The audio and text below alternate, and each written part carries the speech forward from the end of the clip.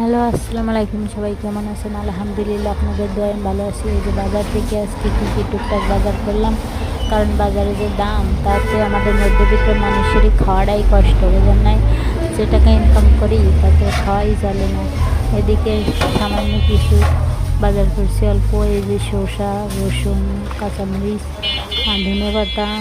আর এদিকে বাজারের কথা আর কি বলবো, মাছ বাজারে যে দাম ছিল, মাছ বাজারে যাওয়াই ভুল। তাই ভালো কিছু মাছ আনতে পারি নাই, কম মাছ নিচ্ছি টুকটিকে এটাকে যা খেয়ে দিনটা যায়, এভাবেই বাজার করছি। আর সবাই দোয়া করবেন যে আগামী দিনের জন্য বাজারের দামটা একটু কমে, তাহলে সবাই খেতে পারবে। আর লেবুর কথা তো বলবোই না। এই যে লেবু দেখছেন, 170 টাকা করে কেজি। 2টা লেবু আনছি 44 টাকা দিয়ে, কী আর বলবো। আর এদিকে মাছ দিচ্ছি, পুঁটি মাছ আর টাকি মাছ আর বড় পুঁটি, তাই আনছি।